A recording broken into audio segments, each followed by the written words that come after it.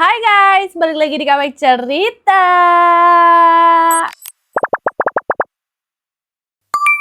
Guys, kali ini gue tuh bakalan bahas satu kasus guys tentang hilangnya Brandon Swanson ya. Tapi sebelum kita memulai, boleh banget ya kalian subscribe YouTube Kamek, di like, di komen-komen, di share. Dan kalau misalnya kalian ada Spotify, mau dengerin sambil nyetir atau sebelum tidur, boleh banget guys. Di Kamek Cerita ya guys. Oke, langsung aja lah ya kita mulai ya. Jadi ini tuh untuk kasusnya ini lokasinya di Minnesota ya. Dan korbannya itu adalah Brandon Swanson.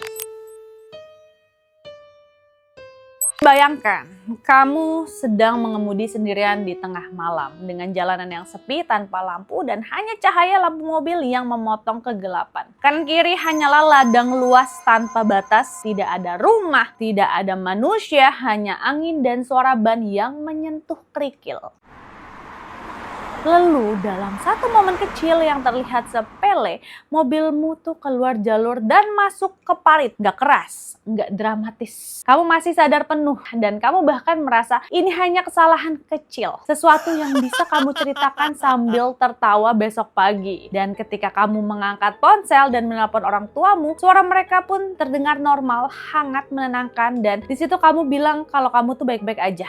Kamu hanya butuh bantuan menemukan jalan pulang. Dan mereka tetap ditelepon, mereka tidak menutup sambungan. Mereka menemani setiap langkahmu dalam gelap. Dan kamu mulai berjalan, kamu yakin tahu arah, dan kamu melihat cahaya di kejauhan, dan percaya itu adalah jalan keluar. Kamu terus bicara ya, terus berjalan, terus berharap. Lalu di satu titik, kamu mengatakan dua kata yang sangat singkat, yaitu, "Oh, shit."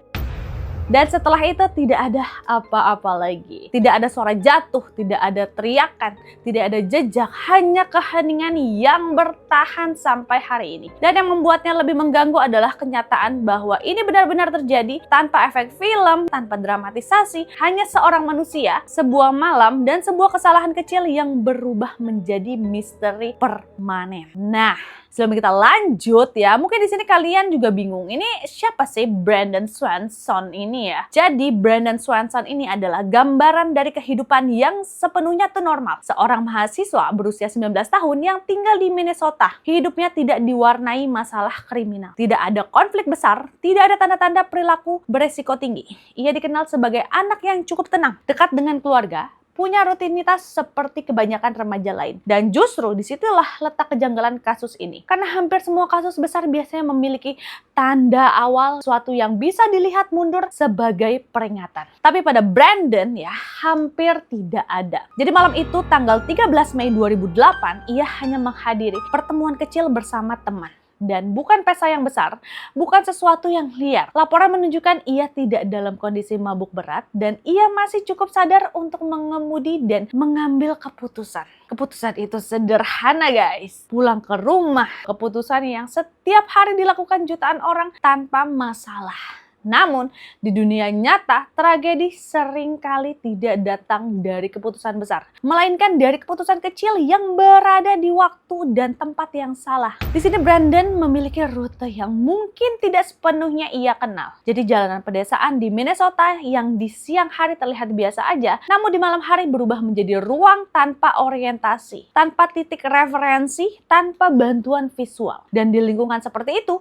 otak manusia mulai kehilangan kemampuan paling dasarnya, yaitu menentukan arah. Lalu di sini ya, sekitar tengah malam, Brandon mengalami kejadian yang terlihat sangat minor. Jadi mobilnya tuh masuk ke parit kecil di sisi jalan.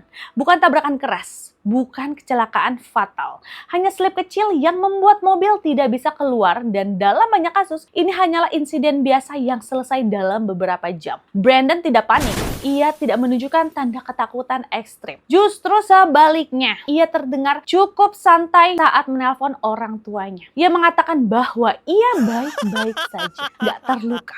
Hanya butuh bantuan arah, dan disinilah titik awal kesalahan yang menentukan seluruh kejadian. Brandon percaya percaya bahwa ia tahu lokasinya. Ia mengatakan berada dekat Lane, padahal kenyataannya ia berada beberapa kilometer dari lokasi tersebut. Kesalahan persepsi lokasi ini sangat krusial karena semua keputusan berikutnya didasarkan pada asumsi yang salah. Orang tua percaya, mereka langsung berangkat menuju lokasi yang ia sebutkan. Mereka tetap ditelepon untuk memastikan ia tidak sendirian. Dan keputusan berikutnya yang terlihat logis tapi fatal adalah ketika Brandon memutuskan untuk berjalan. Jadi ia merasa lebih cepat jika berjalan daripada menunggu. Ia melihat cahaya di kejauhan dan menganggap itu sebagai tanda peradaban. Padahal dalam kondisi malam pedesaan, cahaya bisa sangat menipu. Jarak terlihat lebih dekat dari kenyataan dan arah terlihat lurus padahal tidak. Dan tanpa disadari, setiap langkah yang ia ambil mungkin justru menjauhkannya dari bantuan. Nah, di sini percakapan terakhir yang membingungkan nih guys. Jadi selama sekitar 47 menit ya, Brandon tetap berada di telepon dengan ayahnya. Ini adalah salah satu bagian paling penting sekaligus paling membingungkan dari kasus ini. Karena jarang sekali ya ada orang hilang yang meninggalkan jejak komunikasi sepanjang itu. Di dalam percakapan tersebut, di sini Brandon terdengar cukup stabil. Dia tuh nggak panik sama sekali, nggak panik berlebihan. Di situ ia tuh ngejelasin apa yang dia lihat. Ada jalan kerikil, ada ladang, dan cahaya di kejauhan. Nah, di sini ayahnya nyoba untuk menavigasi dari kejauhan. Mereka bahkan mencoba metode sederhana, yaitu membunyikan klakson mobilnya agar Brandon tuh bisa mengikuti suara. Secara logika, jika dua orang berada cukup dekat di area terbuka, suara klakson tuh seharusnya terdengar jelas. Tapi anehnya, mereka tidak pernah berhasil bertemu. Ini tuh menciptakan ilusi bahwa mereka tuh dekat ya, padahal sebenarnya terpisah cukup jauh atau berada di posisi yang terhalang medan seperti bukit kecil, sungai, atau ladang yang luas. Nah, percakapan tetap berlangsung, waktu terus berjalan, dan di setiap menit yang berlalu justru membuat situasi semakin tidak sinkron antara persepsi Brandon dan realita lokasi sebenarnya. Lalu di satu momen yang sangat singkat, Brandon mengucapkan, "Oh shit." Dan disinilah semua berhenti. Tidak ada kelanjutan, tidak ada suara tambahan, tidak ada indikasi jelas apakah ia jatuh, tergelincir, atau melihat sesuatu. Panggilan itu langsung terputus dan semua yang tersisa hanyalah interpretasi.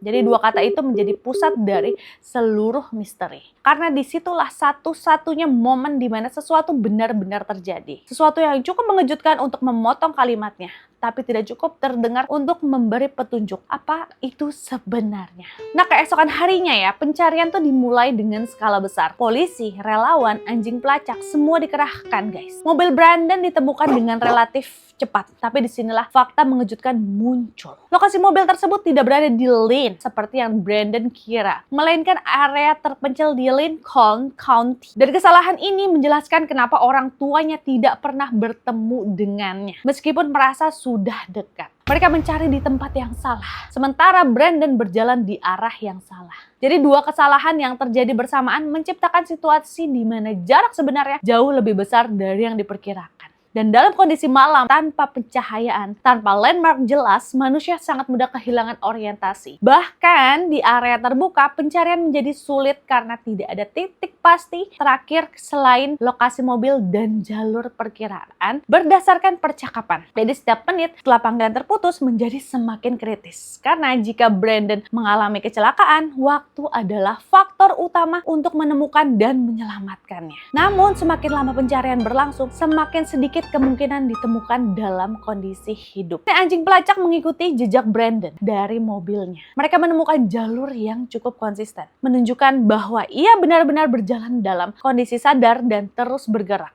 Dan jejak tersebut mengarah ke area ladang dan akhirnya menuju sungai kecil yaitu Yellow Medicine River. Dan di titik inilah jejak berhenti. Tidak ada tanda perlawanan, tidak ada jejak kembali, dan tidak ada bukti adanya pihak lain. Hanya berhenti seolah-olah seseorang berjalan ke satu titik dan kemudian tidak pernah keluar lagi. Ini adalah salah satu bagian paling mengganggu dari kasus ini. Karena dalam banyak kasus orang hilang biasanya ada kelanjutan jejak atau setidaknya tanda kejadian seperti tergelincir atau jatuh. Tapi di sini transisinya terasa terlalu bersih, terlalu tiba-tiba, dan ini membuka dua kemungkinan besar, yaitu Brandon masuk ke area berbahaya seperti sungai atau lubang tanpa sempat meninggalkan jejak tambahan, atau ada faktor lain yang tidak terdeteksi dalam pencarian awal. Secara logika, teori paling kuat adalah kecelakaan. Jadi ini kombinasi antara malam gelap, kelelahan disorientasi, dan medan berbahaya seperti sungai atau parit. Dan ketika seseorang berjalan dalam kondisi seperti itu, satu langkah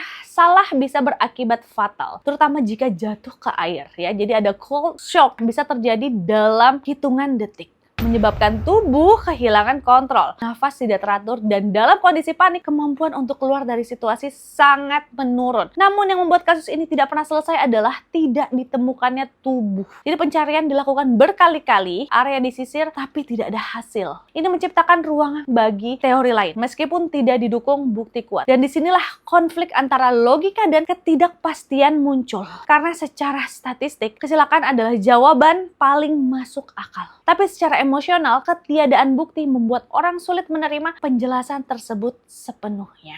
Nah, coba kalian komen kira-kira ini Brandon kemana nih ya hilangnya ya guys ya. Boleh ya. Jadi ini sekian Kamek Cerita episode kali ini ya. Jangan lupa buat subscribe YouTube Kamek, di like, di komen-komen, dan kalau kalian mau dengerin di Spotify, kalian tinggal search aja Kamek Cerita ya guys ya. Oke, sampai ketemu di Kamek Cerita episode berikutnya. Rekomendasi Kamek gak pernah salah.